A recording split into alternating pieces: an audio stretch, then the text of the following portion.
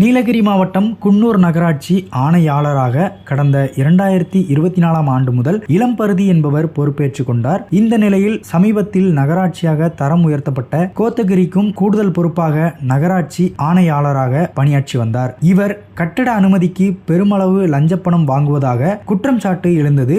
இந்த நிலையில் கோத்தகிரி காமராஜர் சதுங்கம் பகுதியில் இருசக்கர வாகன உதிரி பாகம் கடை நடத்தி வரும் ரமேஷ் என்பவர் தன்னுடைய பழைய கட்டிடத்தை இடித்துவிட்டு 2500 சதுர அடியில் புதிதாக கட்டிடம் கட்ட விண்ணப்பித்து DDCB அனுமதி வாங்கியிருந்தார். இதைத் தொடர்ந்து கோத்தகிரி நகராட்சியில் அனுமதி பெற நகராட்சி ஆணையாளரை தொடர்பு கொண்ட போது அவர் 5 லட்சம் பணம் கொடுத்தால் வேலை முடித்து தருவதாக கூறியுள்ளார். ஆனால் லஞ்சம் கொடுக்க விருப்பமில்லாத ரமேஷ் இது குறித்து லஞ்ச ஒழிப்புத்துறை போலீசாருக்கு தகவல் தெரிவித்தார். இதையடுத்து லஞ்ச ஒழிப்புத்துறை போலீசார் உத்தரவின் பேரில் ரசாயனம் தடவிய 2 லட்சம் ரூபாய் பணத்தை ரமேஷ் குன்னூர் நகராட்சி ஆணையாளரிடம் வழங்க அவர் தங்கியுள்ள முகாம் அலுவலகத்திற்கு கொண்டு வந்தார். அப்பொழுது நகராட்சி உதவியாளர் விக்னேஷ் என்பவர் ரமேஷிடமிருந்து பணத்தை வாங்கி நகராட்சி ஆணையாளர் இளம்பருதியிடம் கொடுக்கும்போது இருவரையும் லஞ்ச ஒழிப்புத்துறை போலீசார் கையும் களவுமாக பிடித்தனர்.